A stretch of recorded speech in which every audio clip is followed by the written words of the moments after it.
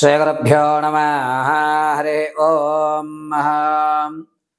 ఆపదామపహర్తారం దాతారం సర్వసంపదాం లోకాభిరామం శ్రీరామం భూయో భూయో నమామ్యహం.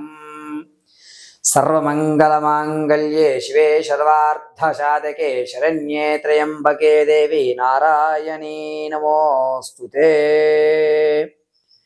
అందరికీ కూడా రాహు కేతు యొక్క స్థానాలు అనేటువంటివి మారడం జరుగుతూ ఉంటాయి. ఇందులో అసలు నవగ్రహాల్లో అత్యంతమైనటువంటి విగ్రహాలుగా ఈ రాహుకేతువుల్ని చెప్పడం అనేది జరుగుతూ ఉంటుంది. రాహువు కేతువు సంచారంలో మారడం వల్ల అకాల సర్ప దోషాలు కానీ లేదా వివాహం ఆలస్యం అవడం కానీ ఇటువంటి వ్యవస్థలన్నీ కూడా నెరవేరుతూ ఉంటాయి. అయితే ఇక్కడ రాహు అనేటువంటి గ్రహము ఒక స్థానం నుంచి మారి కేతు వేరే స్థానానికి మారేటువంటి వ్యవస్థ మే 16 తర్వాత నుంచి కూడా జరుగుతూ ఉంటుంది. ఈ రాహుకేతువులు ఇరువురు కూడా సర్పానికి సంబంధించిన వ్యవస్థ నడపడము, జ్ఞానానికి అదేవిధంగా నరాలకి వెన్నుముకలో ఉన్నటువంటి అత్యంత సున్నితమైనటువంటి నర వ్యవస్థకి సంబంధించినటువంటి గ్రహాలుగా శాస్త్రయుక్తంలో చెప్పబడుతుంది. జ్ఞానం ప్రబోధించాలి అన్న కేతు గణము అనేటువంటి వ్యవస్థలో మనం తెలియజేస్తూ ఉంటాం. ఇక్కడ రాహువు కేతు అనేటువంటిది మే 16వ తారీఖు తదనంతరం నుంచి మారడం వల్ల కొన్ని జాతకులకు అదృష్టం కలిసి రావడము, కొంతమందికి అపమృత్యువులు అనేటువంటివి ఏర్పడము, కొంతమంది ఆర్థికంగా నలగడము, మరికొంతమందికి ఆర్థికంగా లాభపడము అనేటువంటివి జరుగుతూ ఉంటాయి. అయితే ఏ రాశి వారికి ఏ విధమైనటువంటి ఫలితాలు మే 16 తర్వాత జరుగుతుంది అనేటువంటి విషయాన్ని క్షుప్తంగా వ్యవస్థాపరంగా శాస్త్రయుక్తంగా తెలియజేయడం అనేటువంటిది మీకు చేస్తూ ఉంటాను. ఇందులో నవగ్రహాల్లో మనం రాహువు కేతువు అనేటువంటి 2 గ్రహాలు. ఇందులో రాహువు అనేటువంటిది నైరుతి భాగంలోను, కేతు వాయువ్య భాగంలోనూ ఉంటుంది.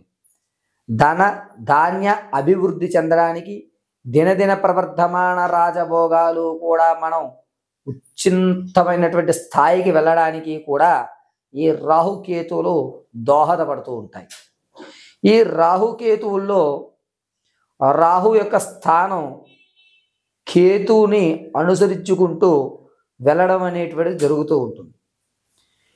కేతు గణము నవగ్రహాల్లో 9వ గ్రహంగా తన యొక్క సంచారణ మారుస్తూ జాతకంలో ఉన్నటువంటి విషయ పరిజ్ఞానాన్నింటినీ కూడా మార్పు చెందుతూ జరుగుతుంది. కేవలము కేతువు తన యొక్క స్థితిని మార్చడం వల్ల జరిగేటువంటి విపత్తులు ఏమిటి, ఈ మే నుంచి జూన్ వరకు కూడా వాతావరణంలో ఎటువంటి మార్పులు జరుగుతాయి అనేటువంటి విషయాన్ని ఇప్పుడు మనం కూలంకషంగా చక్కగా క్షుప్తంగా తెలుసుకునేటువంటి ప్రయత్నాలు చేద్దాం. ఇందులో తదనంతరము కన్యారాశి వారు, కన్యారాశి వారికి రాహుకేతువులు సంచరించినా సంచరించకపోయినా వచ్చేటువంటి నష్టమేమీ లేదు. గణపరమాణాల్లో వ్యవస్థలో చెప్పాలి అంటే కనుక ఈ రాహుకేతువులు అనేటువంటి వారు ఈ యొక్క కన్యారాశి వారిని ఇబ్బంది పెట్టేటువంటి అవకాశం ఏ కోసాన లేదు. ఇంతకు ముందు ఏ విధంగా అయితే మీ జాతక వ్యవస్థలు నడుస్తున్నాయి, ఇన్ని రోజులు ఎలాగైతే నడుస్తాయో అలాగే నడుస్తుంది.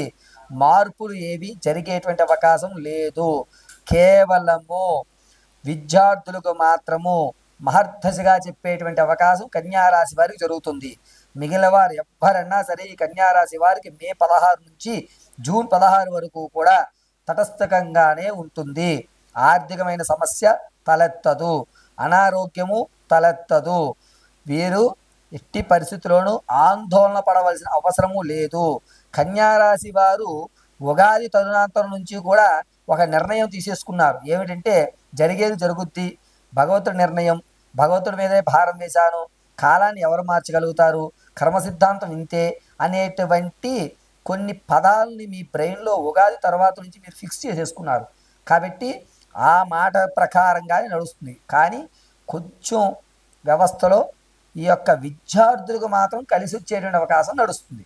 కాబట్టి కన్యారాశి వారికి ఈ సంవత్సరం అంతము మారాలి అనుకుంటే కనుక, అంటే ప్రతి నెల నెల కాదండి చెప్తున్నాను, కన్యారాశి వారికి సంవత్సరాంతము కూడా మార్పు జరిగి విసుగులోంచి వేషాల్లోంచి తమ అపనమ్మకాల్లోంచి బయటపడాలి అంటే ప్రతి నిత్యము కూడా ప్రతిరోజు కూడా దేవీ ఖడ్గమాల రోజుకి 5 పర్యాయములు చదివి ఆరావళి కుంకుమ అమ్మవారి పాదాల దగ్గర వదులుతూ దేవీ ఖడ్గమాల చదివి ఆ కుంకాన్ని ధరించండి. ఖచ్చితమైనటువంటి మార్పు లభిస్తుంది. అది కూడా కన్యారాశి వారికి వచ్చేటువంటి జూన్ తర్వాతే మీ యొక్క జాతకాలు, మీ యొక్క మనసులు, మీ యొక్క ఆలోచన విధానాలు మారతాయి.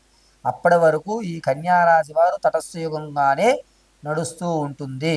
ఆరావళి కుంకుమ తీసుకోండి, అమ్మవారి దేవాలయంలో కూర్చోండి, అమ్మవారి పాదాల దగ్గర వేయగలిగితే, అంటే ఎల్లమ్మ, పోచమ్మ, మరిడమ్మ ఏ దేవతైనా పర్వాలా. కొన్ని దేవాలయాలు గర్భాలయానికి వెళ్ళి కుంకుమార్చన మనం చేసుకోవచ్చు, కొన్ని దేవాలయం గురువుగారు చేస్తారు. అటువంటి గురువుగారు చేసేటువంటి దేవాలయాలు ఏవైతే ఉన్నాయో ఆ దేవాలయ గర్భాలయానికి ముందు ప్రాంగణంలో కూర్చుని తవలపాకు వేసుకుని ఆరావళి కుంకుమతో మహాదేవి నమ, అనిమా సిద్ధి నమ అని నామహ చెప్పు కుంకుమ వదలగలిగితేనే కన్యారాశి వారి యొక్క జాతక వ్యవస్థ మారుతుంది. కేవలము నక్షత్రాలు తెలిసిన వారు మాత్రము, నక్షత్ర పాదములు రాశి తెలిసిన వారు మాత్రము బుట్టే సిద్ధాంతి గారు అనుసరించిన దాన్ని అనుసరించి నా మేధా సంపత్తును ఉపయోగించి నేను ఈ ఫలితాలను మీకు తెలియజేయడం జరిగింది. ప్రతి నెల కూడా ఇదే విధంగా రాశి సంచరణ అనేటువంటిది మారుతూ ఉంటుంది.